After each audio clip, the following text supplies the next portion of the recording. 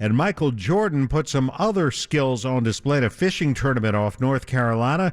Jordan and his crew pulled in a 442-pound blue marlin at the Big Rock Blue Marlin Tournament. It's only the sixth largest blue marlin caught in that tournament so far. So, he's not happy. Mayor? That's a big one. Traffic is sponsored by Napa Auto Parts. We have an accident inbound Edens at Wilson, just now off to the side. Accident on the inbound Stevenson at Western in the right lane. Car went into the wall. A little tough to see in some areas this morning as light rain does continue, some heavy in some areas. So give yourself a little bit of extra time. Northbound I-65 entrance ramp at 109th is closed until June 16th with road work, and bridge lifts for boat runs are set for today, starting up today. These were postponed. They start at 9:30 with the Ashland Avenue Bridge, and that'll last about 10 minutes. Whether you stop by a locally owned Napa Auto Parts, Napa Auto Care, or visit Napa online, if you need help with your ride, you can count on Napa Know-How. Mary Vandervelde, WGN Traffic Central. On the WGN Associated Bank Market Desk, futures are pointing toward a weak open on Wall Street later this morning. Dow losses this morning on the futures market getting a little worse than when we came on the air earlier. Now down more than 100 points. S&P and NASDAQ futures are mixed, with S&P futures a little bit lower and NASDAQ futures trying to move higher. Yesterday, the Dow finished the day down nearly 300 points, but the NASDAQ gained nearly 0.25%. Markets are in the red in Europe this morning, in London, Paris, and in Frankfurt, and a mixed showing in Asia, with stocks higher in Tokyo but lower in Hong Kong and in China. And oil prices this morning at $37.95 a barrel in the U.S., down nearly 3%. And that's business.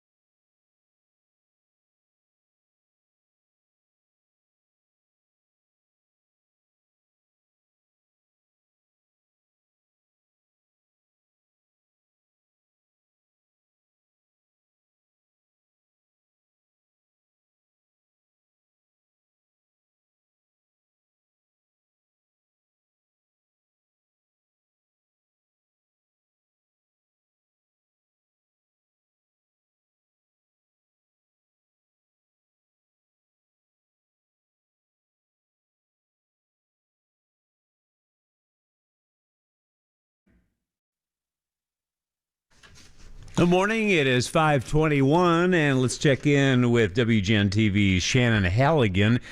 Shannon, tell us about Navy Pier. Yeah, we're out at Navy Pier this morning, which is today, but of course it won't look exactly the same. It is a step forward for businesses here, but it is one of Chicago's most popular tourist attractions. But you won't be seeing people riding the iconic Ferris wheel anytime soon. So starting today, restaurants, taverns that serve food, select tour boats, and retailers are set to reopen.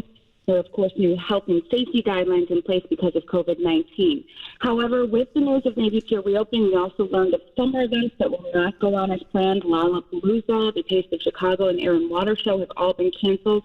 While many may be excited about businesses opening their doors, not everyone thinks it's in line with other restrictions that are still in place throughout the city. Bars and, of course, the lakefront all still remain closed.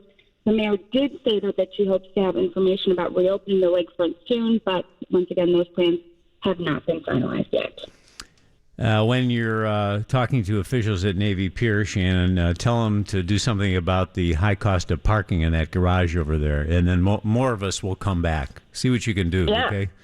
Yeah, and hopefully, once again, too, the lakefront, and then people can enjoy that as well. So, Thank you, Shannon. Have a good Thank day. you. All right, it's You too. 5:23 almost, and this is Steve from Rolling Meadows, caller number 1 today, so you get the prize. Hi, Steve. Oh, hi, Bob. How you doing? Good. You're doing good because you get a $50 gift certificate from Builder Supply Outlet. How's that? That's perfect. Thank you very much. You got a great show, and you got a great support staff there. Yes, they support me. There's no question about it. What are you doing at this hour, Steve? Oh, out getting some gasoline and a newspaper, then head home, and then head into work. What do you do? Inventory control for a trucking company at Elk Grove. And what does that mean exactly? Inventory control. Count boxes. You count boxes. Count boxes. 1, 2, 3. How does that work exactly? That's pretty quick. If you want to stretch it out, it's more like 1, 2, You know, Now make sure the orders are pulled correctly. Hey, I got a quick one for you if you got time. Okay, go ahead. So the mother's with the 5-year-old daughter in the car, and she's in the back seat in her car seat. Wait a minute. Is this one of those? Is this one of those jokes John Williams uses? What is this? Speed jokes? I don't know. Well, what is So the this? 5-year-old Is this a true story? Is it a joke? What are you saying, Steve? Joke. It's a joke. All right, go ahead. So the 5-year-old daughter's in the back of the car seat. Mother's driving, and the daughter kind of sits up a little bit, looks around, and says, "Mom, where are all the idiots?" And the mother said, "Well, they're only out when your father drives." All right, Steve. You had me worried there for a minute, but Oh, no. I'll take it. The bar's set low at 5:25 in the morning. So hang on. Thank you much. We'll get all the information we need to get you that prize. Hope you have a good day. Have you been able to keep working as normal during the pandemic? Part-time now, part-time. Got cut back a little bit. Well, hopefully you'll go back to full-time soon. Yep, I hope so. Thank you, sir. Appreciate it. Thanks for listening. Hold on now. 525. And the $50 gift certificate is from Builder Supply Outlet. So much more than kitchen cabinets, and they are open for business. Go to buildersupplyoutlet.com for their new store hours. Let's see here. What else do I want to get to this morning? Oh, yesterday we had so many calls and emails and texts about hot dog stands because we were talking to longtime Vienna Beef Vice President Bob Schwartz about a lot of places, especially south of the city and out in the burbs, that don't get the publicity that Superdog gets or some of the other places you hear about all the time, Wiener Circle. And everybody wanted to bring up their favorite hot dog place. And Bob has some interesting things to say about how those places are doing during this coronavirus time. And we'll let you hear a little bit of that conversation after our 5:30 news this morning. Sports headline, I guess, would be, what's the sports headline? The Major League Draft and nothing new as far as an agreement with the players and the owners, is Well, there? no agreement, but a new proposal from the players. Oh, yeah, I heard that. What 89 games now? 89 games. The season would start July 10th. If you remember, Bob, what's today, June 10th? This was originally the date that was being tossed about as the date teams would be starting spring training or what they're calling spring training 2.0. Right, it would give them 3 weeks. So give them basically 3 weeks in hopes of starting around the 4th of July. So figure another week if they want to try to start July 10th, which seems the most realistic, earliest point they could start at now. Again, the players are asking for these full prorated salaries, and so far the owners have offered a percentage of those. They guaranteed 50% in their proposal on Monday, but 75% if there's a postseason. They're worried that there might not be one if there's a second wave. So we'll see. MLB has not formally responded to this latest proposal yet, but it does seem like the both sides want to get something done here, and you got to think that that's somehow going to provide some motivation. But they've both got to come off their stands where the players, if they're going to hold out for these full prorated salaries, will the owners blink, or are they going to say no? And the players, if they're not getting, they also want to play more games because they're being paid basically by the game. Well, the pressure's on now. Yeah. The pressure is on now. Well, 10 years ago on this morning, it was the morning after the Hawks won their first Stanley Cup since '61. Yes. We were celebrating. The first of 3. I will never forget that morning because we were trying to track the Hawks and the Cup as they went from bar to bar around town. And that became kind of a ritual here in the month of June. Yeah, that was a lot of fun. A lot of bleary-eyed but very happy people that morning. Yeah. I forget now, when they won the Cup 10 years ago, where were they? Where did they They were in clinch Philly. it? That's where Right. that's where Kane got the game winner, and the puck still has never been really accounted for. Nobody knows where that puck is? Well, some of us have an idea. Oh, really? No, I don't know. I wish. That would be worth something. We were talking yesterday about that ticket stub from Michael Jordan's rookie season, worth almost $25,000. If you could verify that was the puck, that might be worth a couple bucks. Oh, I guess. Yes. It'll surface someday, I'm sure. Well, this is the radio home of the Blackhawks. Have we looked around the office here? Well, that's Aha! yeah. No, we don't have it. We don't have it. All right. I think you're withholding some information. Well, Steve Grzanich is in the newsroom, and he is withholding no information. He's got it all for you right now. Here we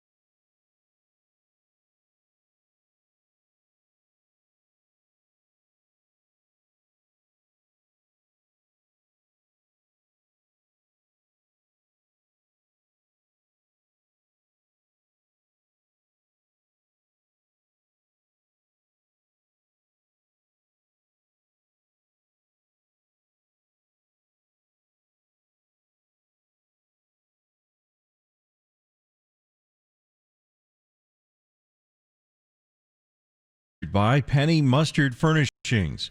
George Floyd is laid to rest with more calls for police reform in the U.S. Baseball players deliver a new pitch to the owners. In business, U.S. stock futures are pointing toward a weak open on Wall Street a little bit later this morning. Dow futures are off 131 points. Global stocks are mostly in the red. Now with WGN Traffic, here's Mary Vandeveld. And traffic is sponsored by Kaplan Law Firm. The rain easing up a bit on the roadways. We did have a couple earlier accidents, one on the Edens that has been cleared. Inbound on the Kennedy, an accident at Western has now been cleared as well. CTA Yellow Line is back up and running after a derailment in Skokie overnight. Green Line, there are some delays because of an unauthorized person on the track. CTA southbound Red Line, though, is not stopping at Argyle or Lawrence until Friday. There's also bridge lifts that are starting up today at 9:30. The Ashland Avenue Bridge is the first one to go. Northbound I-65, the entrance ramp at 109th is closed until June 16th. Do you have federal student loan debt? Kaplan Law Firm has the secret to lowering your monthly payment and eliminating thousands of dollars in federal student loan debt. Call 312-294-8989 or visit financialrelief.com and learn the secret. Mary Vandeveld, WGN Traffic Central. Now the forecast from the Permaseal Weather Center. It's going to be partly sunny today, a 40% chance of showers. Muggy weather this morning, but decreasing humidity as we move through the day into the evening hours, a high near 81. Tonight, mostly cloudy, a chance of showers, but decreasing clouds overnight, a low down to 58. And then tomorrow, partly sunny with a high near 80. Right now in Chicago, we have some sunshine with the sunrise coming up now here at the lakefront, and the reading is at 79 degrees. At O'Hare officially this morning, it's 71. At Midway, it's 75. At the DuPage Airport, it is 70. The Reverend Al Sharpton says justice will come for George Floyd, but only if reform happens in police departments across the country.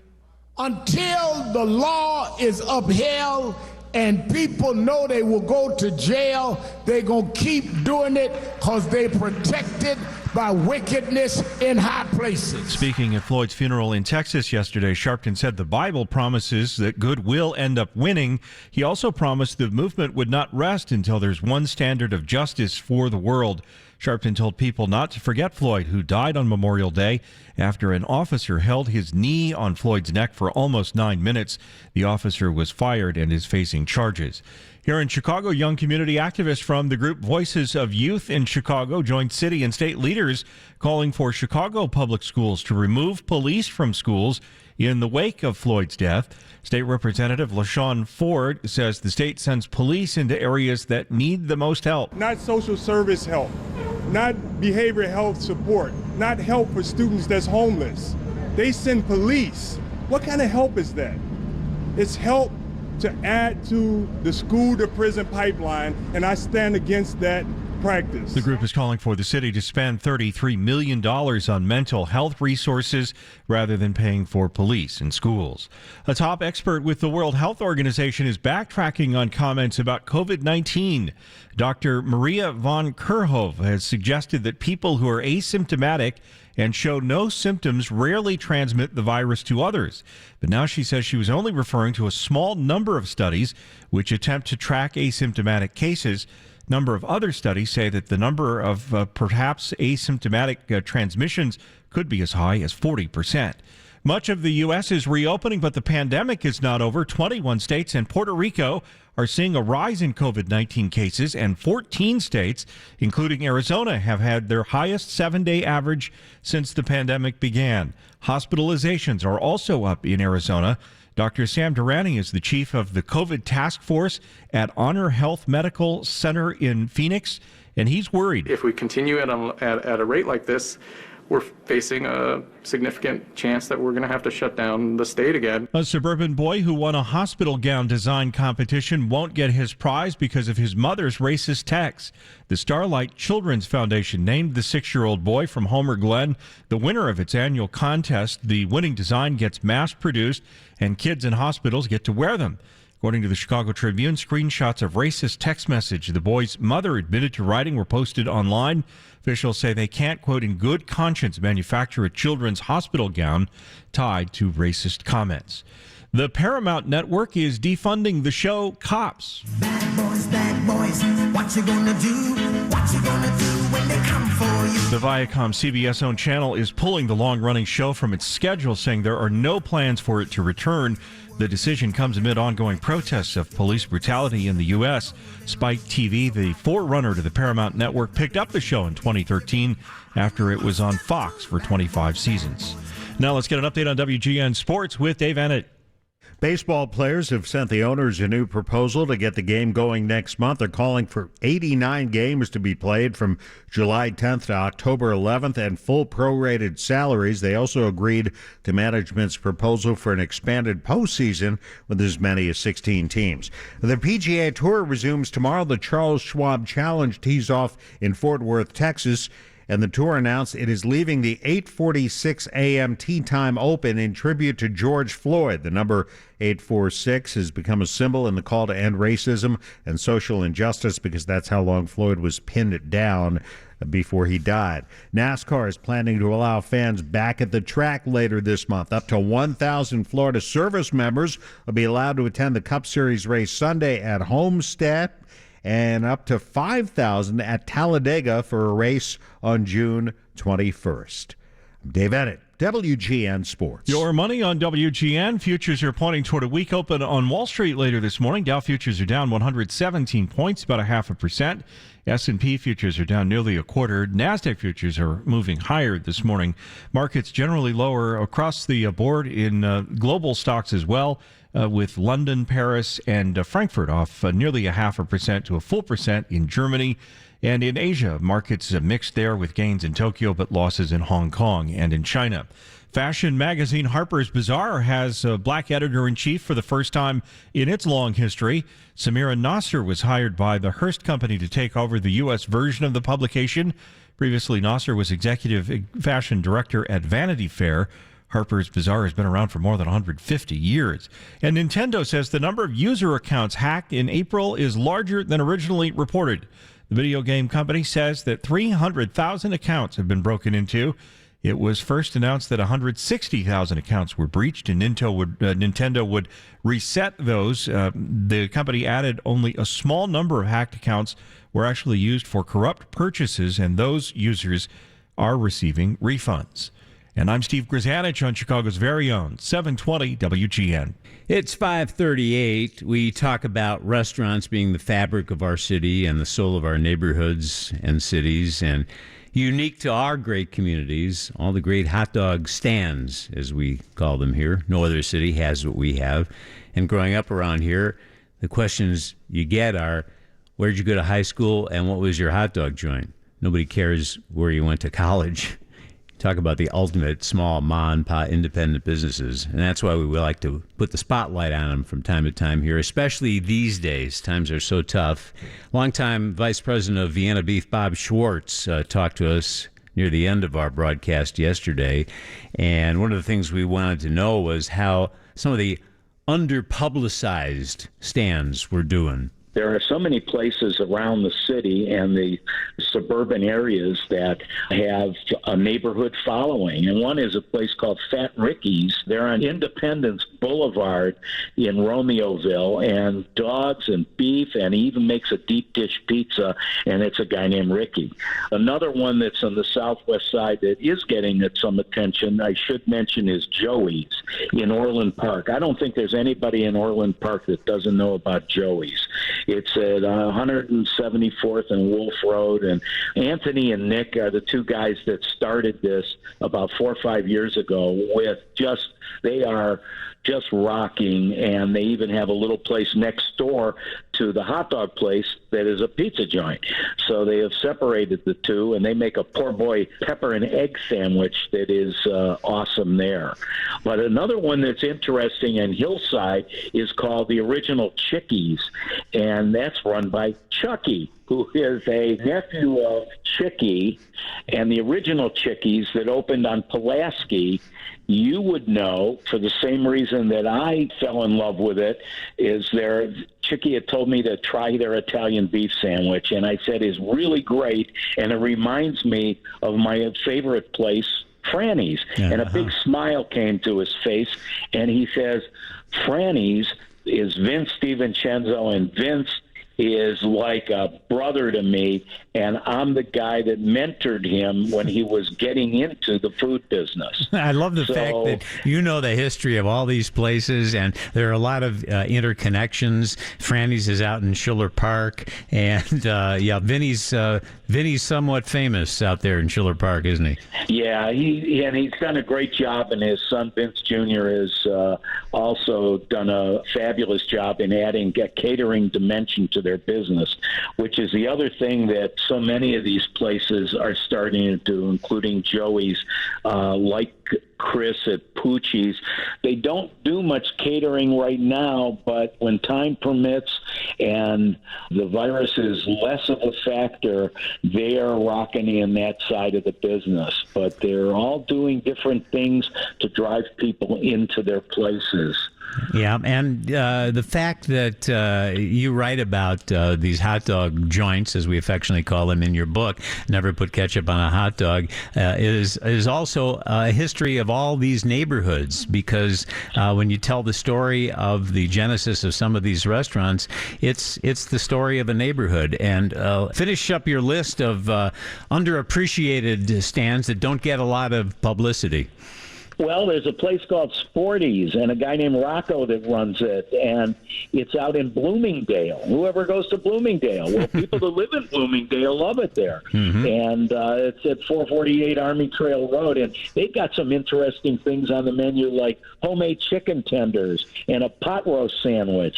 And, you know, those are the things that make them special. Fireman's Hot Dogs out in Schaumburg is great. The original Nana's in Streamwood is awesome.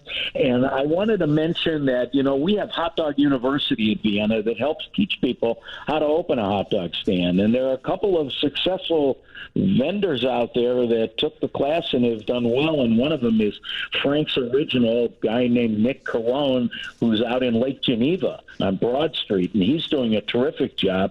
But one that I visited 2 weeks ago is in Mount Blanchett.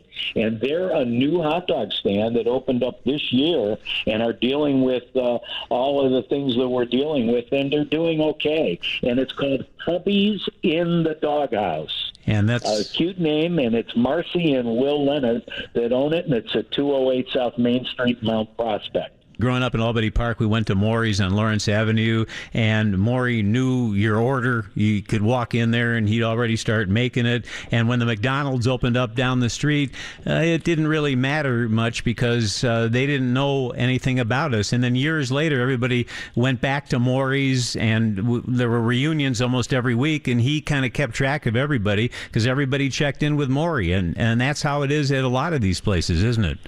Oh, it is, definitely. And those are the kinds of things that some of these guys that are having these places now are trying to emulate what went on in that era. And it's tough, but some of them are a part of the fabric of that neighborhood, and it makes it special. Wiener Take All has a new owner now. They were very special when Drew Olber had it, and then it had a different owner, and now the guy is a neighborhood guy again who grew up in the Northbrook area but lives in Buffalo Grove right near the hot dog stand. And I think that's a prerequisite for some of these guys feeling the neighborhood. Well, I love to give those folks a shout out, especially during these times. Such a great part of our area here. And Bob Schwartz knows all of the history. And the history of the hot dog stands is also every neighborhood's history. And if you can find that book, it's really, really cool. Never Put Ketchup on a Hot Dog. Bob Schwartz, longtime VP of Vienna Beef. 5:44 right now. What do you know? The sun's out, and are they talking about rain coming back later, Steve? Yeah, and we still have some rain in the area this morning. We're watching a little bit of it on radar, so that will continue for a little bit longer. We'll keep monitoring that as it moves away. But for the most part, it looks like it's going to be partly sunny today, and the humidity is going to start moving away as well. The relative humidity this morning is 96% in Chicago. The dew point is at 70, so that's pretty muggy out there, but decreasing situation by later this afternoon and evening. High near 81 today, a 40% chance of ongoing showers. And then for tonight, mostly cloudy with a chance of showers, but decreasing clouds late, low down to 58, and then mostly sunny tomorrow and a high up near 80. Right now at O'Hare, 71 there. It's 75 at Midway. It's 72 along the lakefront. In Kankakee this morning, it's 77. Major League Baseball holds its draft tonight. It's been shortened to 5 rounds over 2 nights with 160 total picks. The White Sox draft 11th, the Cubs 16th in tonight's first round. MLB players have come up with a new proposal calling for 89 games to be played beginning July 10th. And still demanding full prorated salaries. No response yet from MLB. And the Bears cut their virtual offseason short, their last virtual meeting tomorrow, and then they adjourn until training camp. Kind of a variety out there as far as weather goes, some rainy conditions and the sun coming out in other parts, but give yourself some extra time with the rain. Green line experiencing some delays this morning. CTA red line not stopping at Argyle or Lawrence until Friday. Some track work. Watch for an accident in Bartlett, Route 59 at Lake on the south side at Pershing, just east of Halstead. Mary Vandervelde, WGN Traffic Central. On the WGN Associated Bank Market Desk, futures are pointing toward a weak open a little bit later on Wall Street. Dow futures are down 93 points. S&P futures are down about 5 points. NASDAQ futures are a little higher. Markets around the world generally in the red, with losses in London, Paris, and in Frankfurt, and gains in Tokyo, but losses everywhere else in Asia. That's business.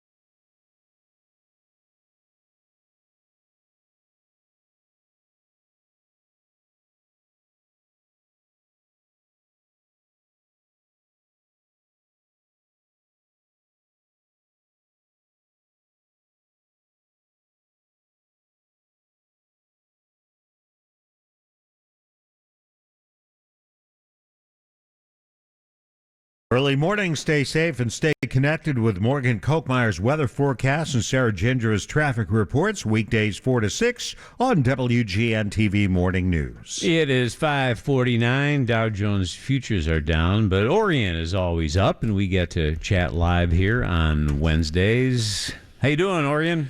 Well, I'm doing fine. I looked at my rain gauge in my backyard here in Huntley, Illinois, 0.12 of an inch after midnight. But we did get close to an inch before midnight in the showers that moved through yesterday. So once again, my wife doesn't have to water her tomato plant or the flowers in the backyard. So. And for those who don't know, you're how many miles northwest of the city?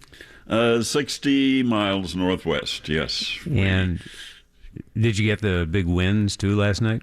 Yeah, it blew pretty good. I worry about a tree. I have a beautiful maple in the backyard, and I was concerned about that, but I don't see any branches on the lawn this morning, so I'm pleased. So, well, you probably have some sunshine right now, huh? Yep, sun is out already, and may it stay out because today is Gloria's first golf session of the season because of weather and everything else. So she's excited about going golfing at the Whisper Creek Golf Club out here in Huntley at Sun City, and so it's a big day for her. And I don't golf, so I share the fun that she has. So you'd probably know about this. I was talking about my bird feeder earlier. Do I believe what it says on the birdseed package? I was trying to get something that attracted blue jays, so I found a package that said cardinals, blue jays, and some other birds. Do I believe what it says on the label? Yeah, I would believe the label on that because people at colleges of agriculture have done research on the choice of the feed for the various birds. We have a backyard full of robins and baby robins that are getting ready to come out. And yeah, I think you can believe it. So go ahead. Steve's got a question for you, Orion. Big O. Listen, on my street, and I think you talked to Jim Fasell about this recently. My street, all the maple trees, the leaves are turning black and falling off. What's going on? Doing the same in my backyard from that big maple, but I talked to Jim last Saturday on our weekly visit, and Jim said it's a bug that kind of does it, but don't worry about it. It'll go away. So I'm not worried about it, and the falling of leaves has slowed down quite a bit from what we saw about a week and a half or 2 weeks ago. So I think we're okay on that, Steve. Orion, do you get in touch still with our pal Max Armstrong? Oh, yeah. Stay in touch with Max, who still works. We work together on the weekly television show This Week in Agribusiness. But, you know, with the technology we have these days, it's fascinating on where people are to do the show because Max is in North Carolina. That's where he lives now, in North Carolina, but he flies into Chicago every week to do the This Week in Agribusiness show. At least he was before the pandemic came in. But yes, Max is doing well and staying active, and he's got a lot of work to do, and we let him do that in North Carolina. Oh, I do have some bad news for you, though, and for other people. I don't know, were you with us when we had the Me Rye sweet corn that we'd get from Twin Garden Farms? Yeah, I loved that corn. Oh, yeah, great corn. But I talked to Gary Pack with Twin Garden Farms 4 days ago, and they're not growing any Me Rye this year because, interestingly enough, the Japanese people love sweet corn, and they are buying the seed from Twin Garden Farms in Harvard. And because of the business situation, they have decided only to grow seed for the Me Rye this year. So you'll not find the Me Rye sweet corn probably at your favorite farm market activity because they're just producing seed. I think they can make more money producing seed than they can growing sweet corn because of the weather situation and everything else. But I was at Twin Garden Farms 4 or 5 years ago when the Japanese buyers were there, and they just love sweet corn in Japan. So they're getting the benefit of it. But at farmers markets, you won't find sweet corn called Me Rye, but you will find the seed probably. We're going to do an interview with Gary just a little bit later on that. So. You know what? I always look forward to the bags of that sweet corn that would show up at the radio station. Yes. Great stuff. Gary this is a big bummer. This is really tragic. We're devastated. Well, I am too. But and I said to Gary, I said, "What are you doing?" And he said, "Well, business world says we can do better with seed than we can with the sweet corn." So, but we have other good sweet corn as well. A lot of those farmers markets, like ours here in Huntley, you get good sweet corn, and it should be coming to market, I would say, in about a month. We'll get the sweet corn from the Midwest. So you know what people are buying happily, so much so that it's hard to find. We got some texts from people who can't find yeast at the grocery store. One person sent us a message. I've been to 3 stores and can't find tapioca pudding mix. People are cooking and baking at home a lot these days, aren't they?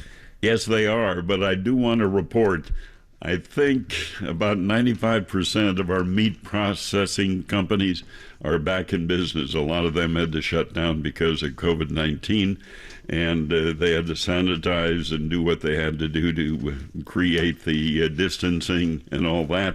But I think about 95% of our meat processing companies are back in business, so don't let anybody tell you there's a food shortage or a meat shortage, because there isn't. So. And no hoarding. No hoarding, because that is what impacts the rest of the market every time people start hoarding. I still keep wondering, did we not use toilet paper before the pandemic? Now it's paper towels, I think people are grabbing. All right, Yep. It's Orion Samuelson. Always good to talk to you, Orion. Have a great day. Have a good day. And we'll get the market outlook right now from Steve Grzanich. And it's sponsored by Associated Bank, as always, on the calendar today. A couple of things we'll be watching. Obviously, the Federal Reserve policy decision coming today after the second day of meetings. We don't expect any movement, any major announcements, but we will be watching for the Federal Reserve Chairman's news conference after that as he discusses monetary policy and the economy. We'll also get U.S. and China inflation data today. Just a few things that could move the markets on this Wednesday, June the 10th. Thank you, Steve. All the news next at 6 from the Northwestern Medicine Newsroom.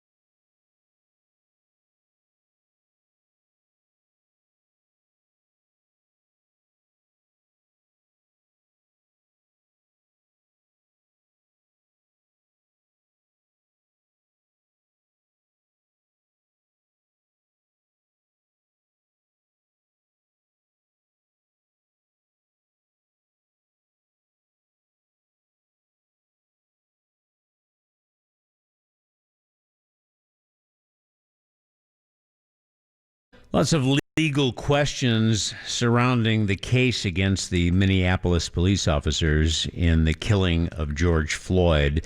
Attorney Karen Conti has some answers for us. We'll talk to her coming up today at 6:48. And a little later on, Dr. Eileen Marty, infectious disease specialist, who is one of the advisors of the World Health Organization, and she was a little upset about that miscommunication from the WHO yesterday. She'll talk to us and give us the latest on COVID-19. That'll be at about 7:48 this morning. And right now, time to get the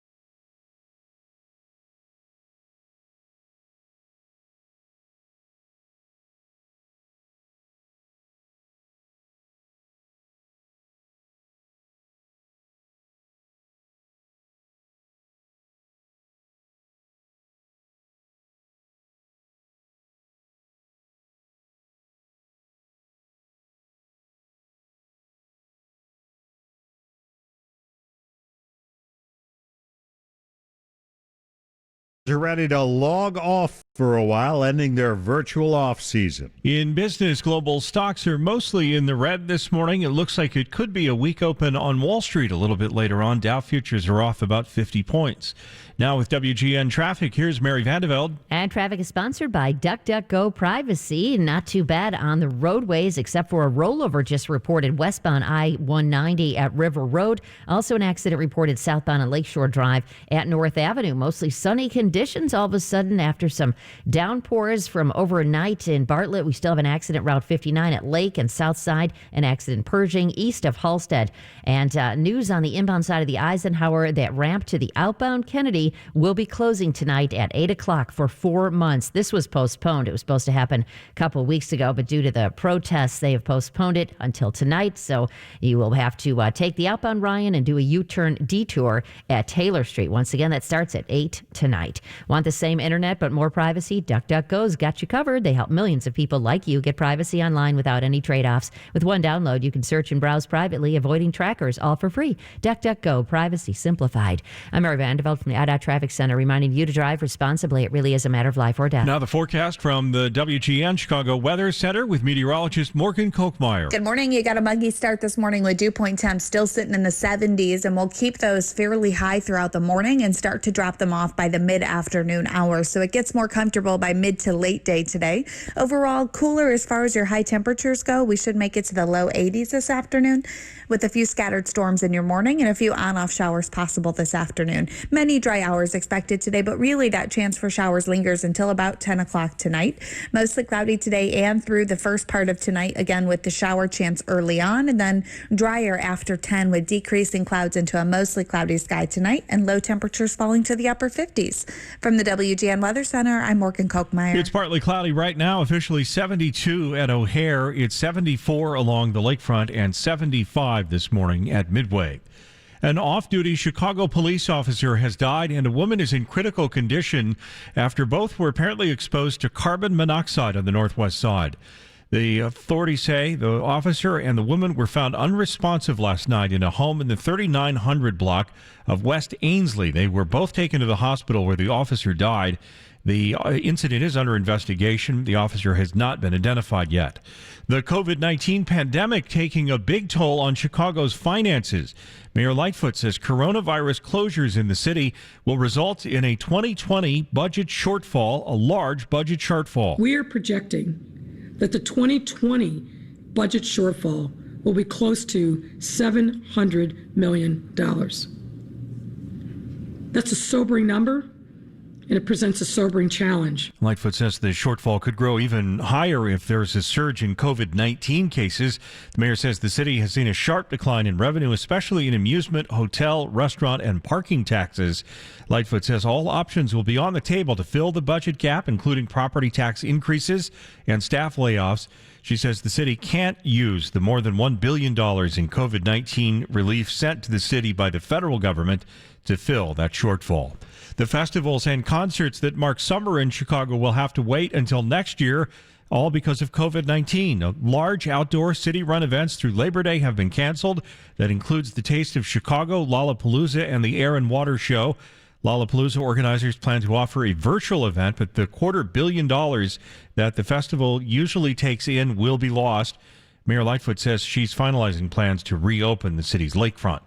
Cardinal Blaise Cupich says the Archdiocese of Chicago has every intention of reopening schools this fall. We will do whatever is needed to open our schools this year. He says they'll be checking the temperatures of students and staff showing symptoms of coronavirus, adding plexiglass barriers in common spaces, providing sanitizer and PPE, that personal protection equipment, and offering remote learning for students who are unable to meet in group settings. A man is dead after falling onto the third rail of the Red Line tracks at the Grand Station on the near north side. Police say the man was sitting on the platform early this morning.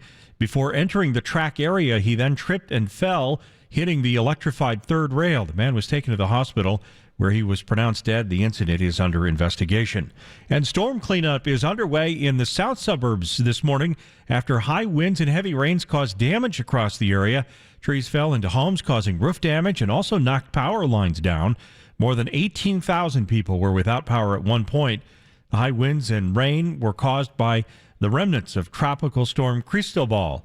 Chris Van Bissem lives in Oak Lawn. I heard this big thud, and I go, oh, wow, that's thunder. And then the house started to shake, and I go, oh, it's more than that. Strong winds also took down trees in Oak Park near Roosevelt and Oak Park Avenue. Now let's get an update on WGN Sports with Dave Ennett. Thank you, Steve. Good morning. They've tossed around different numbers, 82 games, 114, 76. Now the baseball players want to play 89, but it still comes down to money. The latest proposal from the union still seeks full prorated salaries. Baseball holds its 5-round draft tonight. After looking at their large teammates on small screens the past few months, the Bears are just about done with their virtual meetings. WGN Bears insider Adam Hogue. One thing we can all relate to, you can only accomplish so much over Zoom meetings. After 9 weeks of a virtual offseason, Bears head coach Matt Nagy is cutting it short by a week and a half. We're not all together, so now they get to not worry about meetings so much Monday through Thursday, but they can really focus on their bodies and train and come into training camp really prepared. Thursday will be the Bears' last virtual team meeting before players are off for the summer. Of course, the hope is they'll all be able to safely report to Hallis Hall in late July for training camp. Adam Hogue, WGN Sports. Well, on the home of the Blackhawks, the Northwestern Wildcats, and White Sox baseball, Dave Ennett, WGN Sports. Your money on WGN. Global shares are mostly in the red this morning as investors await the outcome of the Federal Reserve policy meeting a little bit later on. We had seen Dow futures off more than 100 points earlier this morning, but that situation's improving too. As we head to the opening bell, Dow futures are now down just about 21 points. S&P futures have turned positive, so have NASDAQ futures up nearly a third. But markets in Europe are still in the red. Losses in London, Paris, and in Frankfurt. Losses in Hong Kong and in China this morning as well.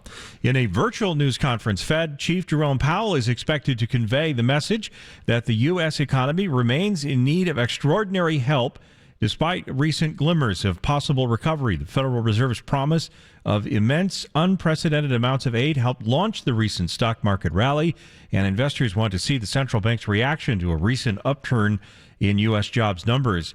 Powell and a number of other Federal Reserve officials have said that Congress needs to be considering more stimulus to help the economy push forward. The CEO of CrossFit has stepped down amid his controversy over George Floyd. It was a tweet about George Floyd sparked a social media backlash and led to affiliated gyms and Reebok cutting ties with the exercise brand. Greg Glassman said in a statement late yesterday that he decided to step down, saying he has created a rift in the CrossFit community and unintentionally hurt many of its members. Glassman had earlier apologized for tweets that sparked online outrage by connecting Floyd and the coronavirus pandemic. He said he made a mistake and should have been more sensitive, but denied being a racist. And I'm Steve Grzanich on Chicago's very own 720 WGN.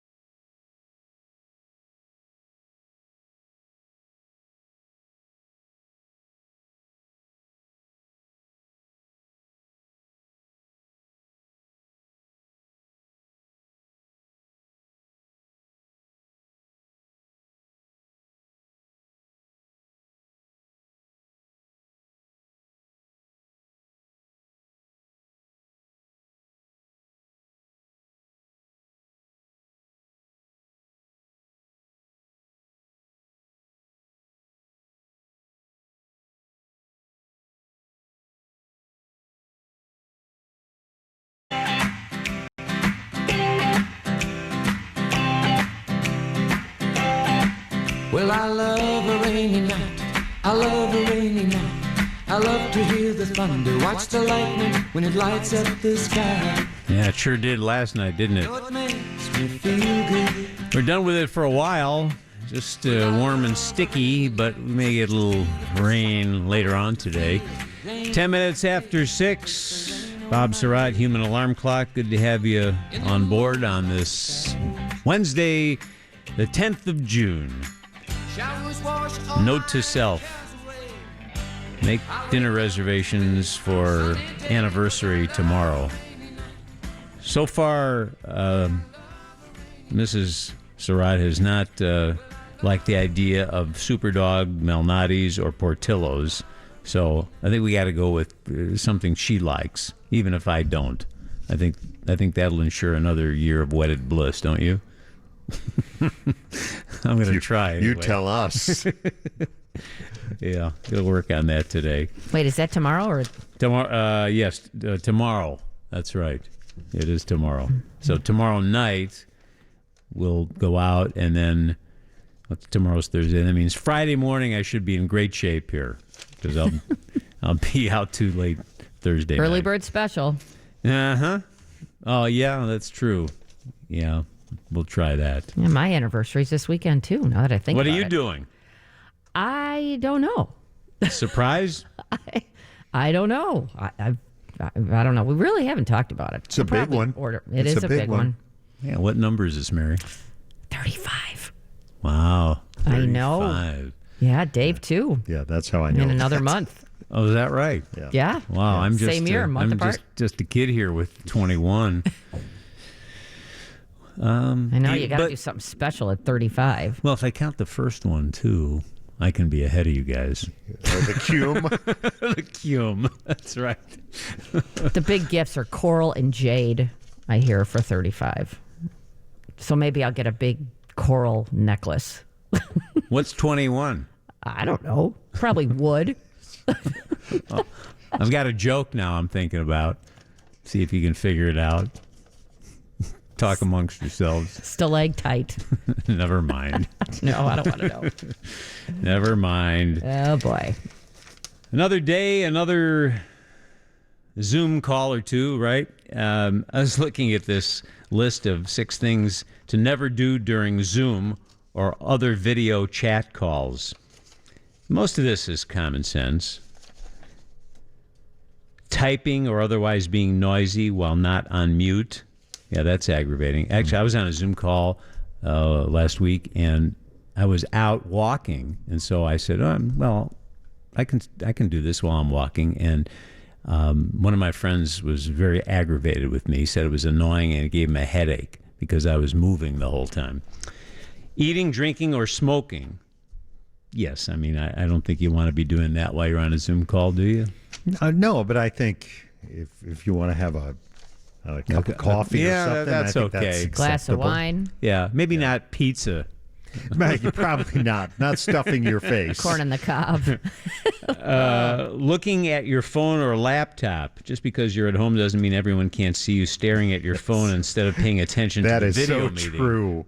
Yeah, that is so true. That's a good one. Keep your phone to the side and turned over so you're not tempted to glance at it.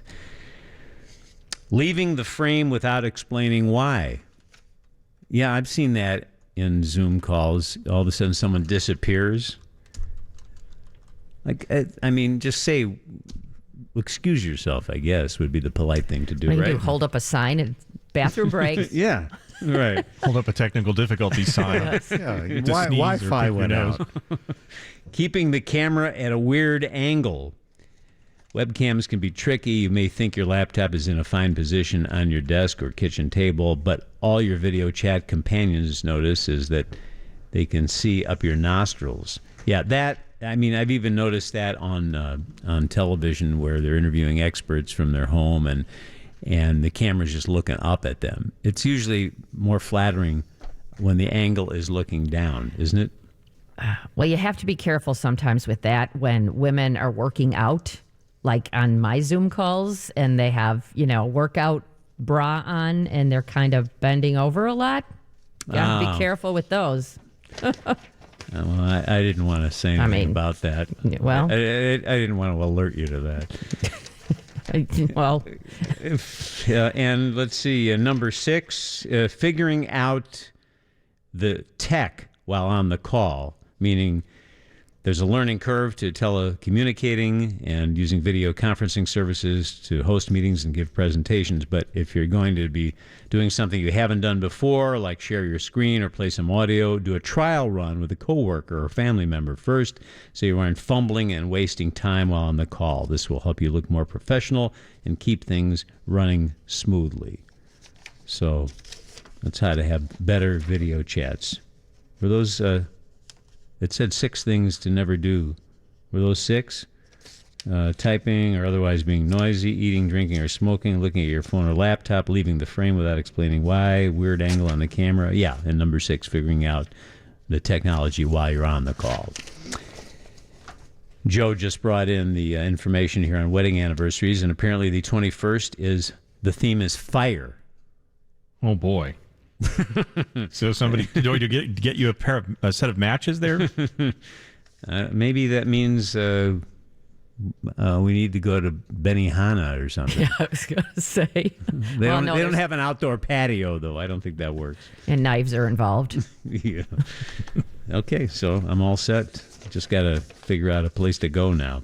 6:17 almost. We'll get to the top 6 that people are talking about today in a second. Traffic update coming, and the weather right now, which for the most part today will be okay. Steve? Yeah, it's drying out. We were watching radar this morning, and just a few leftover showers in places like Tinley Park and Joliet. Maybe down near Frankfurt as well. Watching a thunderstorm just to the east of Kankakee and near Dwight. So as soon as that moves out, it looks like we'll be all right today with partly sunny skies and decreasing humidity as we move through the day toward this evening. High near 81, mostly cloudy with a chance of showers tonight, but decreasing clouds overnight, a low near 58, and then mostly sunny tomorrow. Expect a high up near 80. Right now in Chicago, officially at O'Hare, where it's partly cloudy, 72 there, 74 at Midway. It's 74 along the lakefront, and in Aurora this morning at 69. Baseball players make a new proposal to the owners, an 89-game season starting July 10th, ending October 11th. They still want full prorated salaries. The Detroit Tigers have the first pick, the White Sox the 11th, the Cubs 16th in tonight's MLB draft. Tennis star Roger Federer announced today he's out for the year, suffering a setback while rehabbing from knee surgery. And NASCAR should get rid of those Confederate flags often seen at races, so says Bubba Wallace, the only full-time African-American driver who wore a black T-shirt with the words "I Can't Breathe" and "Black Lives Matter" at Sunday's race.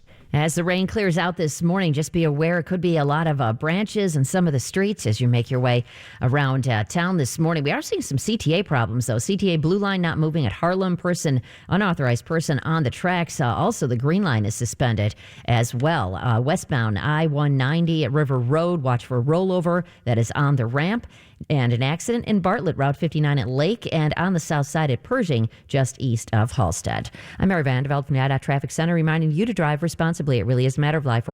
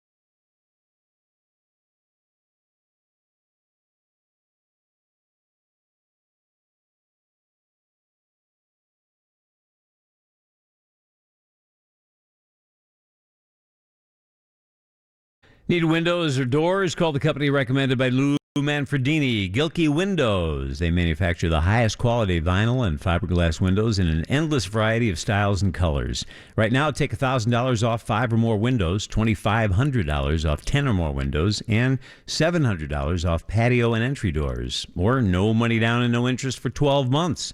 Visit their showrooms in Chicago Ridge Monday through Saturday, or Palatine all week, including Sunday, 10 to 4. Go to Gilkey.com or call 1-888-3-GILKEY. Good morning. Good morning. Good morning. Well, good morning, everyone. Now the Top 6 at 6 with Bob Sirott on WGN Radio. Here we go at 6:22. First, the state reporting 95 additional deaths, 797 cases of the coronavirus. With the new deaths, Illinois' total fatality count now stands at just over 6,000. A total of almost 130,000 cases of the virus have been confirmed statewide. Laboratories in Illinois have reported a little more than 20,000 total tests in the last 24 hours, bringing the state's total number to 1,079,000. The state's positivity rate also continued its dramatic decrease, with the 7-day rate now standing at just 4%. Now, page 2. Because of the pandemic, it's official now. Lollapalooza is off. And Chicago's biggest music festival canceled yesterday. The website for Lollapalooza states the cancellation aims to protect festival goers from COVID-19. They say, we wish we could bring Lollapalooza to Grant Park again this year, but we understand why things cannot move forward as planned. The health and safety of our fans, artists, partners, staff, and community is always our highest priority. Festival officials say the team behind Lollapalooza will now be working to deliver Chicago's 30th anniversary Lollapalooza Fest. That will be in the summer of 2021. Page 3. George Floyd's brother will testify before a House committee today as lawmakers respond to nationwide protests. Philanese Floyd is expected to talk about his brother's death, and one of the officers, Derek Chauvin, right now facing second-degree murder charges. 3 other officers also facing charges. This week, congressional Democrats unveiled a package of sweeping reforms as part of the Justice in Policing Act of 2020. That bill calls for mandatory dashboard and body cameras, an end to police chokeholds, and the creation of a national registry to track officers with a record of misconduct. It also would bar the use of no-knock warrants for drug cases and end qualified immunity for police officers, making them personally liable for constitutional violations such as excessive force. Page 4. Drivers should prepare for long lines at emission testing sites here in Illinois. Most of Illinois' Air Team testing locations reopened June 1st. The facilities in Markham and Waukegan are still closed. They're currently operating as drive-through coronavirus testing sites. In order to reduce congestion, vehicle registration deadlines have been extended without penalty for at least 90 days. The EPA recommends drivers stagger their testing based on their registration expiration dates. There are extra precautions in place to keep staff and drivers safe. Staff are wearing masks, disinfecting workstations regularly, and minimizing contact with vehicles. Drivers are asked to wait in a designated area, and past test results are processed online instead of on paper when possible. Hours of operation at all open testing stations, 8 a.m. to 6 p.m. Monday through Friday, 7:30 a.m. to 1 p.m. on Saturday. To whom it may concern. Now, and if you're taking a boat, listen to this. Chicago's river bridges, which have been raised several times in the past 2 weeks to limit downtown access during civil unrest, will be raised again this morning, this time for sailboats going to the lake. The Department of Transportation says river bridges will be up for 10 sailboats starting at about 9:30 in the morning from South Ashland to Lakeshore Drive. Bridge lifts also can be expected every Saturday now, starting at 8 in the morning, and Wednesdays starting at 9:30 a.m. Stand by for news. Sad news, the passing of longtime NBC5 co-anchor Dick Johnson, who also spent a long time at ABC7. Here is the announcement made by NBC5's Allison Rosati and Rob Stafford last night. Our NBC5 family is heartbroken after learning of the passing of Dick Johnson. We're in disbelief, in fact. Dick had been in Michigan since March on doctor's orders during the coronavirus pandemic, just as a precaution. But his death is not coronavirus related. Dick, of course, was a fixture in Chicago journalism for almost 40 years. He delivered the news with integrity, always demanding the truth, often holding those in public office accountable. Here's a look back at his legacy. It's time to say congratulations to the Eagles. Dick Johnson, a friend, a father, a dedicated journalist, and a great writer whose words always captured the impact of every story. Today, it's the home of chain link fences and weeds. If you want to play baseball here now, you got to bring your own bat. It's the field of broken dreams. Dick cared about the people he covered and the people he worked with every day. And Dick Johnson loved Chicago, working on the street and behind the desk since 1982. Early in his career in Dallas, Dick was on board Air Force Two and interviewed then Vice President George H.W. Bush right after the attempt on President Reagan's life. So truth be told, I'm not a big fan of Halloween, but I wore a little orange in the tie. Dick kept his battle with pulmonary fibrosis quiet. He didn't want us to worry. Above all, Dick was a family man, married to his wife Lauren more than 41 years. We are thinking of Lauren and their sons Griffin and Parker and daughter McLean. He was a doting grandfather who loved to tell stories about Fiona and Leland. His family was with him when he passed at a hospital in Michigan. Outside the newsroom, he was often on stage singing in community theater in Hinsdale. Just yesterday, Dick was positive, putting me at ease as we talked on the phone, even though he knew how serious his situation was. Dick would have written this story better than we ever could, and tonight we can't begin to tell you how much we miss his optimism and that booming voice. Dick Johnson, NBC5 News. And he was on that stage singing just like 2 months ago. We were in the audience that night. We miss him so much, and our hearts go out to his family tonight. He was one of a kind, a true gentleman, so good to so many people, such a mentor to many here in our newsroom. He is going to be deeply missed. He would do anything for anybody here and anywhere. And many times he was sitting right next to me when sitting in for me. You were, yeah. Great guy. Yes. NBC5's Allison Rosati and Rob Stafford on the death of longtime anchor Dick Johnson. He was only 66. And again, not related to COVID-19, they say. Complications related to a respiratory condition he had for quite some time. And when I was over at NBC5 anchoring during the week, I'd run into Dick. He would be reporting, and he anchored on the weekend for a long time, too. And I'd run into him in those times when I was over there doing that job with Anna DeVlantis on Saturday and Sunday. And really nice guy, great writer, and friend and mentor to so many people. He definitely is going to be missed, and Chicago journalism will miss him greatly. And that's the way it is. This has been the Top 6 at 6 with Bob Sirott on WGN Radio. I'm Steve Grzanich. At least 21 states seeing spikes in COVID-19 cases. Another proposal on the table to try to get baseball jump-started. In business, global stocks are mixed. U.S. futures improving this morning. Dow futures are lower, but S&P and NASDAQ futures are moving higher. Now let's get an update on WGN traffic with Mary Vandeveld. And traffic is sponsored by the Illinois Department of Transportation. CTA Blue Line not moving at Harlem due to an unauthorized person on the tracks. Shuttle buses are now available. In the meantime, Green Line is suspended also between Garfield and Ashland. Still have an accident in Bartlett, Route 59 and Lake, and also on the south side of Pershing, east of Halstead, westbound I-190 at the River Road ramp, a rollover there, a stall on the inbound Ryan at 18th. That's taking up the left lane. Traffic signals out and the northwest side also at Harlem and Bryn Mawr. Driving, biking, or walking responsibly near roadways really is a matter of life or death. To learn more or share the story of a lost loved one, go to lifeordeathillinois.com. Mary Vandeveld, WGN Traffic Central. Now the forecast from the Permaseal Weather Center, partly sunny with a 40% chance of showers. Muggy this morning, but decreasing humidity as we move toward the evening hours. High near 81, and then mostly cloudy tonight, a chance of showers, but decreasing clouds overnight. Low down to 58, and then tomorrow mostly sunny, high near 80.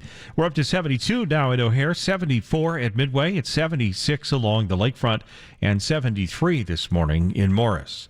21 states and Puerto Rico are seeing spikes in COVID-19 cases, and 14 states, including Arizona, say they've seen their highest 7-day average grow since the pandemic began.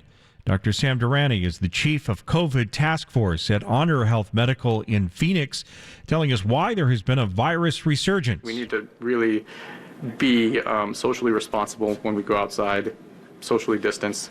I think there's evidence that we're not doing that. Durrani says if the increase continues, several states could have to shut down again. In Arizona specifically, ICU units are near capacity. Navy Pier reopens today after being closed because of COVID-19, but there will be some changes.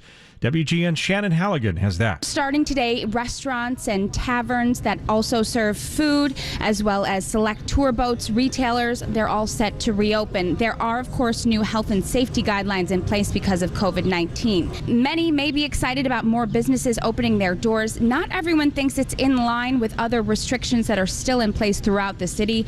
Bars and, of course, the lakefront all remain closed for the time being. The Reverend Al Sharpton is praising protesters following the death of George Floyd, the civil rights activist, telling people at Floyd's funeral yesterday in Texas he's been inspired by those tearing down statues of people who owned slaves. Sharpton also says the officers responsible for Floyd's death need to pay the cost. Until these people paid for what they did, that we're going to be there with them, because lives like George will not matter until somebody pays the cost for taking their lives. Demonstrators in Britain removed a statue of slave trader Edward Colston in Bristol and then threw it into the harbor.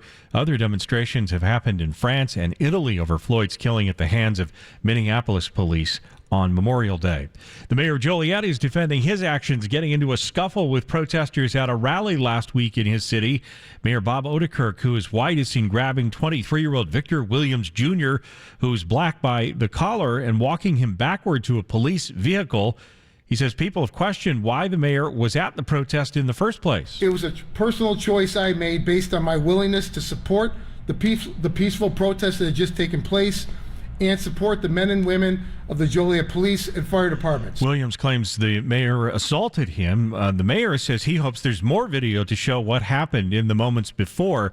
State police are investigating. A probe has been launched into reports of voters in Georgia, largely minority counties there, being subjected to a variety of issues during yesterday's primary election. Residents complained of hours-long waits, problems with new voting machines, and a ballot shortage.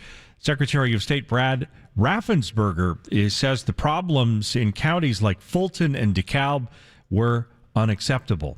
And Mark Esper is holding on as defense secretary after questions swirled last week about whether to put U.S. troops on the streets of the U.S. The Wall Street Journal reports President Trump asked for options about relieving Esper from the job, but his advisors had told him to hold off on that.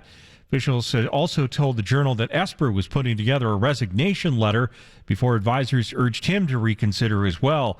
This comes as Esper and Trump disagreed on using the Insurrection Act, which would have put active U.S. military troops on the streets of the country to end some protests over the police custody death of George Floyd.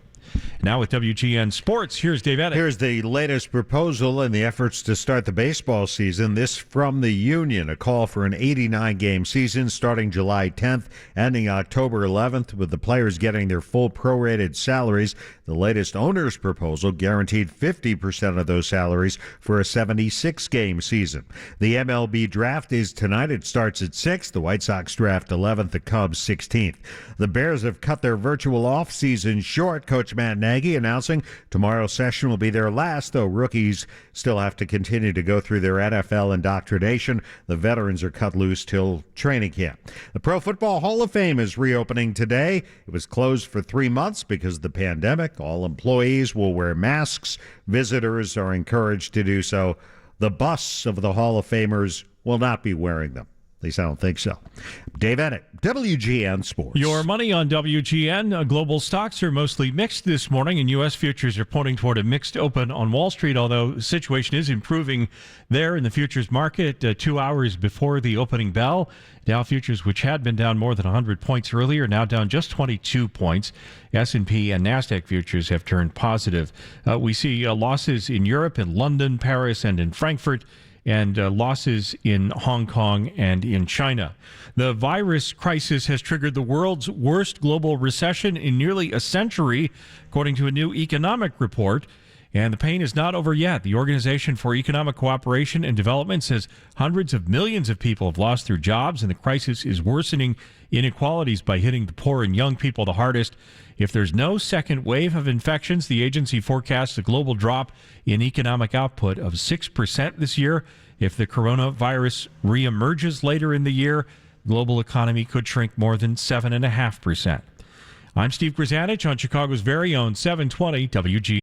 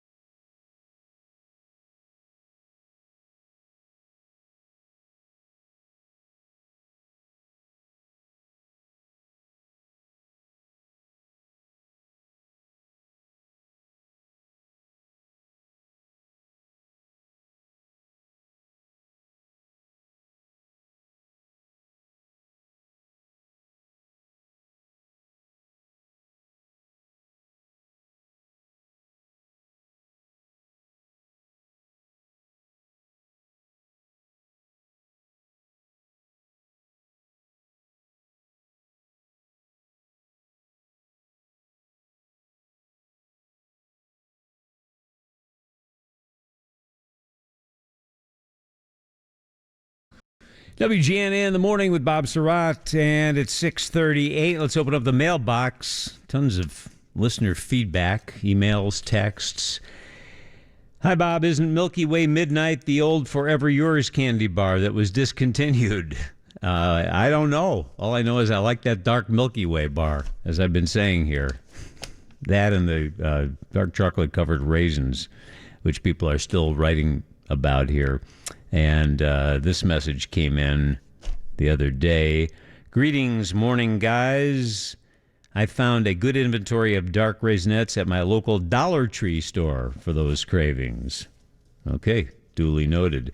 This person was amused by the listener who complained about me reading texts.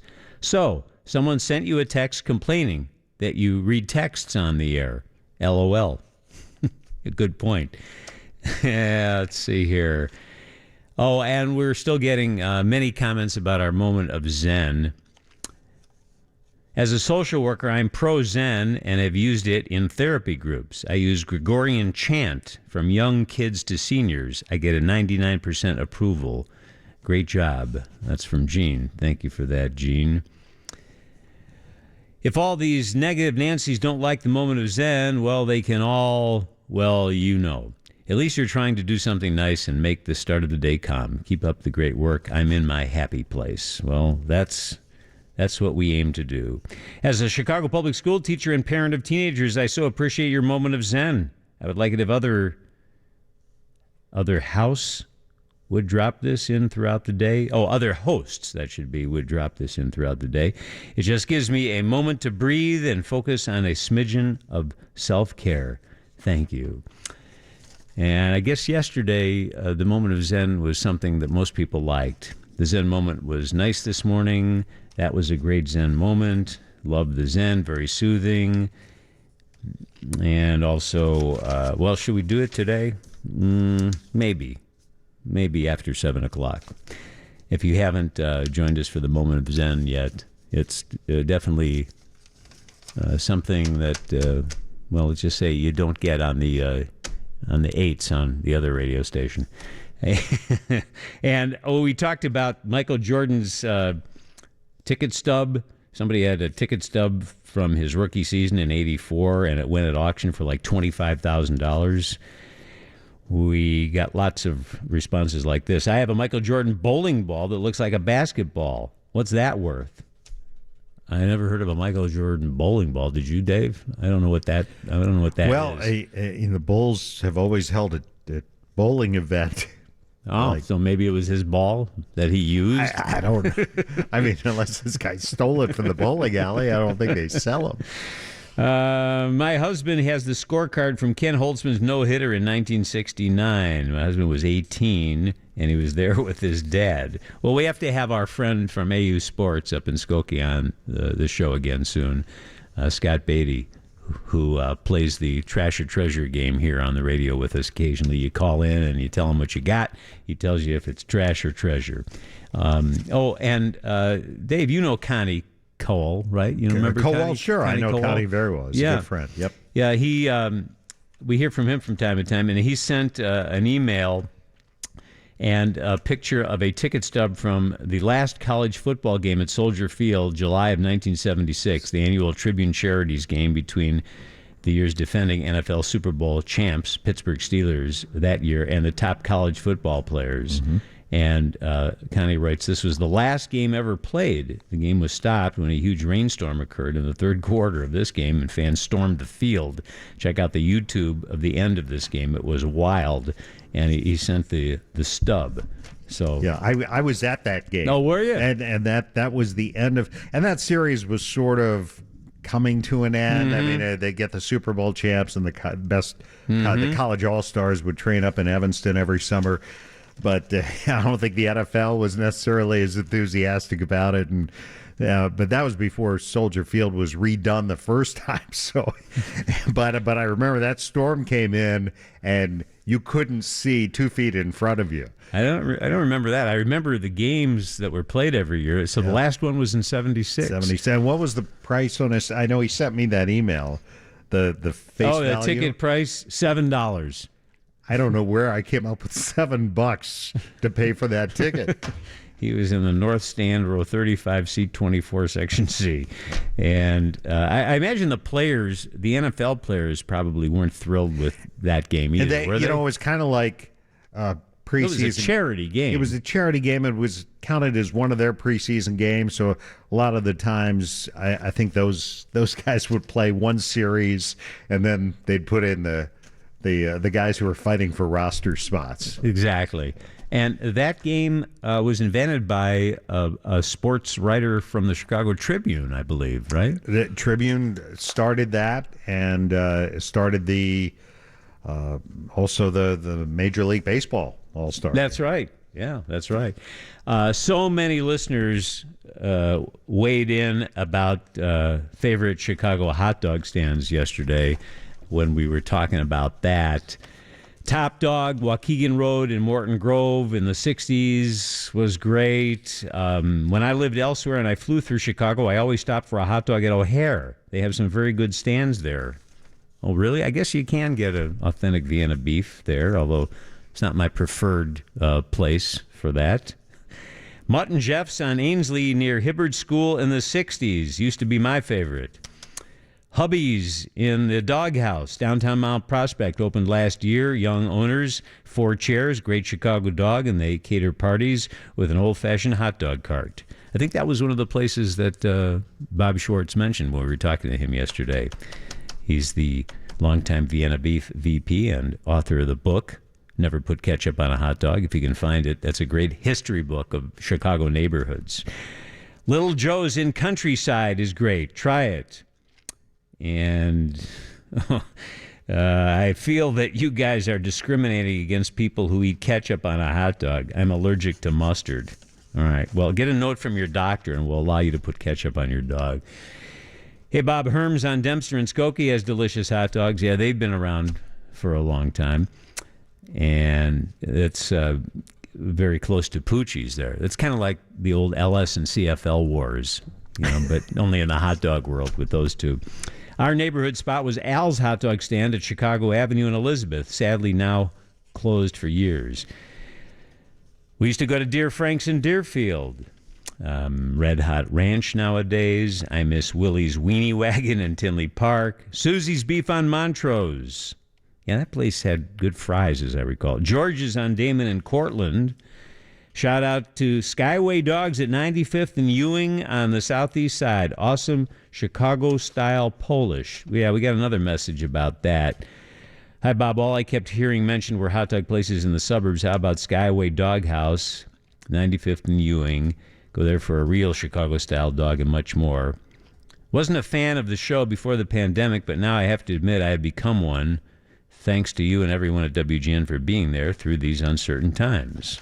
There you go, another satisfied customer. And somebody else mentioned Hippo's hot dogs, Jimmy's at Grandin Pulaski, Jordy's in Waukegan. What about mayonnaise on a hot dog? It's delicious. Really? French fries maybe, but I don't know on a hot dog.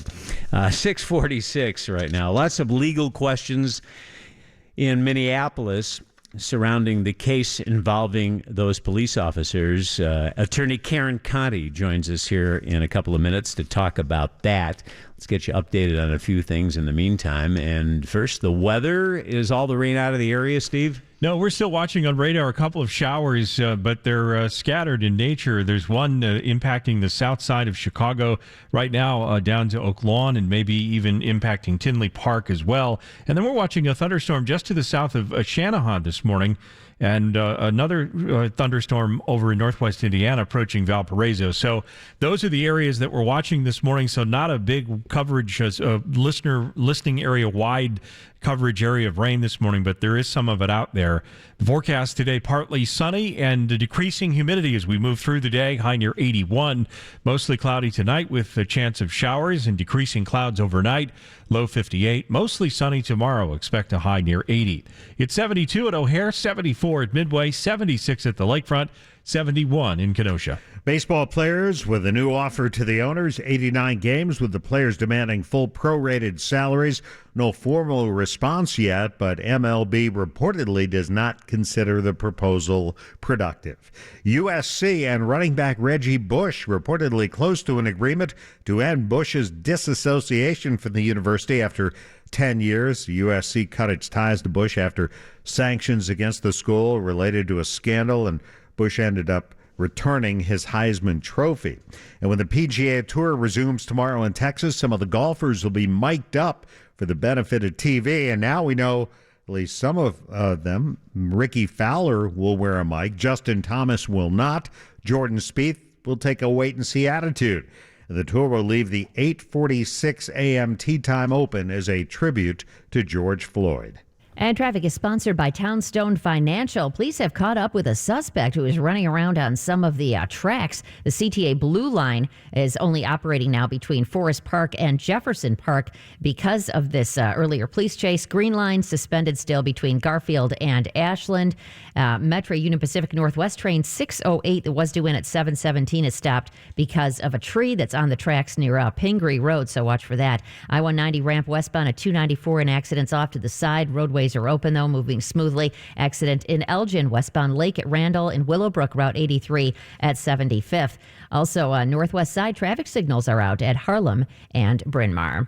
I'm Mary Vandeveld from the IDOT Traffic Center, reminding you to drive responsibly. It really is a matter of life and death.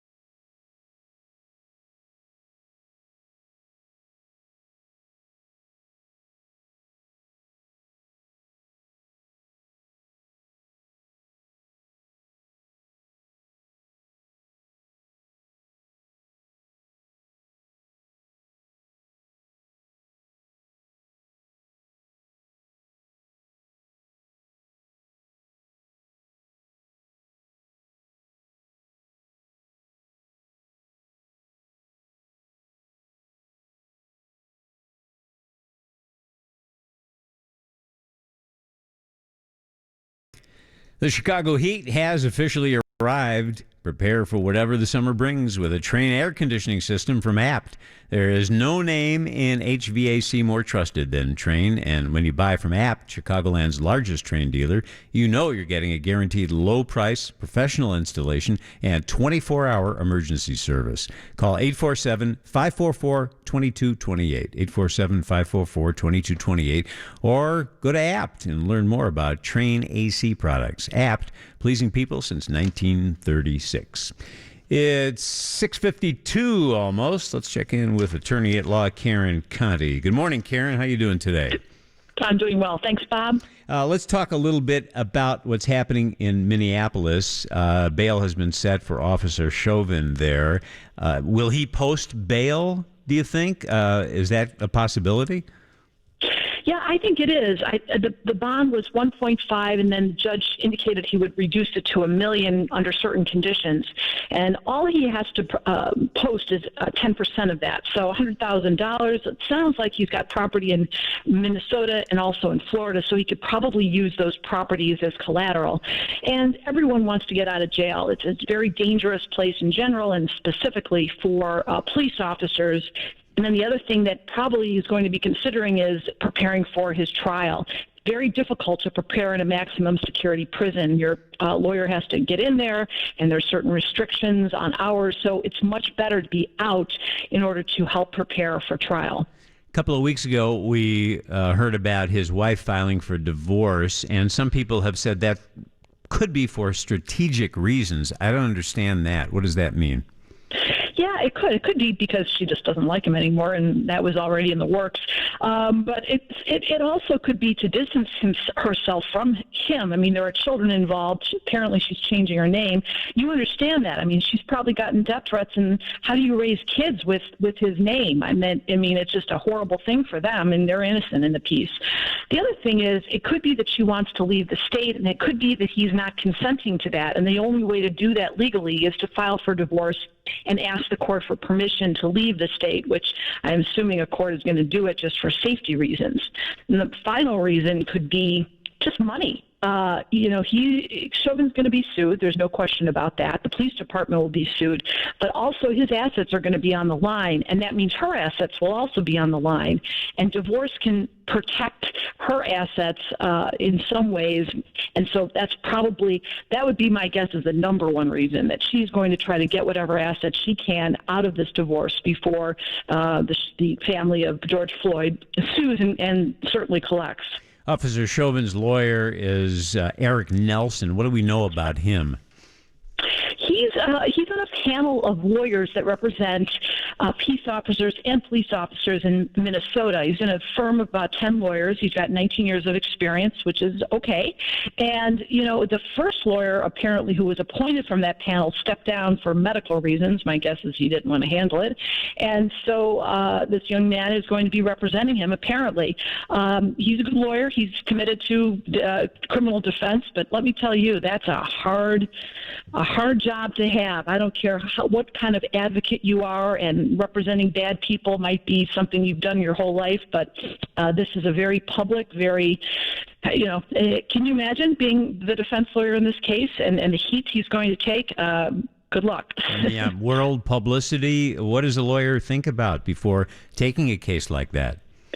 Well, I represented unpopular people that are household names, and, you get associated with that. People think you condone the behavior of your client when you don't. You're obviously just doing it because they're entitled to a defense. But, you really have to think about it. I mean, sometimes lawyers don't think about it, but you should think about how your life is going to be changed because of this. Your obituary will read, Eric Nelson represented Derek Chauvin, it was a household name. I mean, you will constantly be reminded that you did this representation. And again, the outcome is going to be difficult for him too, so it's not like there's a real chance of winning anything great here.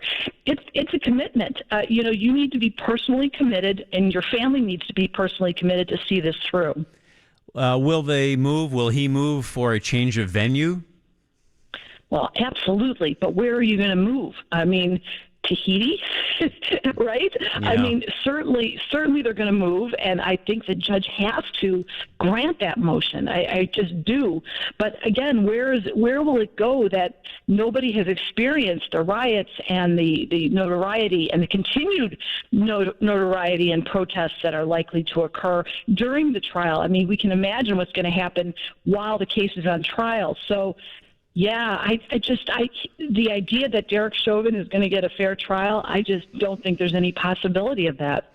What a story. We'll keep following it. Attorney Karen Absolutely. Conti, and a new time for your Sunday night show on WGN Radio this weekend, right? Yes, starting Father's Day, June 21st, I'm going to be moved to the 5 p.m. to 7 p.m. slot.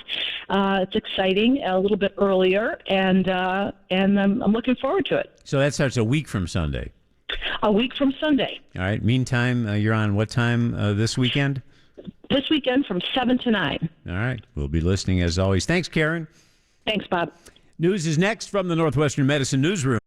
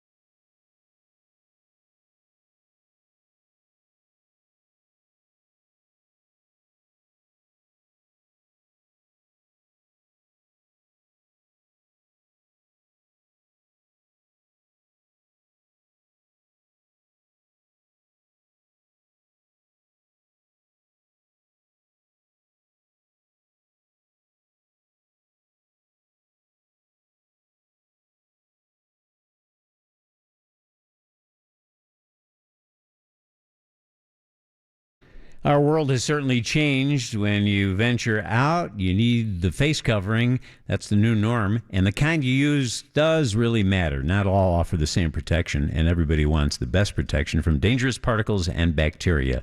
A highly recommended consumer covering, Boomer Naturals 30-Day 30-Use Protective Face Cover. It comes in sizes for adults and children. It's made with 3 cloth layers, and they have nano silver technology in there that can reduce particles getting to your nose and mouth. A lot of studies show how effective that is with face coverings. It's also very comfortable, easy to breathe with it on, easy to speak with it on, and it's made for breathable protection, even for those with sensitive skin. The face covers can be used up to 30 days. You just hand wash with soap and water at the end of the day. Boomer makes these very affordable, less than 30 cents a day. Order now. BoomerNaturals.com is the way to get them. Use code BOB20 at checkout and save 20%. Get free shipping and handling when you spend $50. BoomerNaturals.com.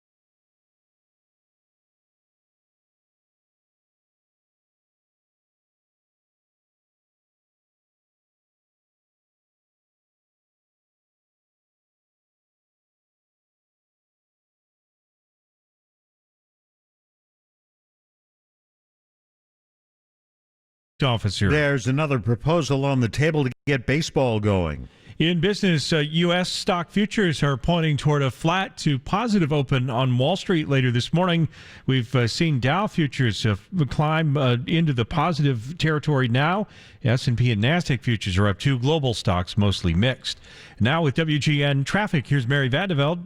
And traffic is sponsored by DuckDuckGo Privacy. A lot of problems on the CTA this morning. Blue line is suspended between O'Hare and Jefferson Park due to some earlier police activity. Green line also suspended between Garfield and Ashland, all due to a couple of different unauthorized people that were on the tracks in those areas. Metro Union Pacific Northwest train 608 due in at 717 is stopped due to a tree that's on the tracks.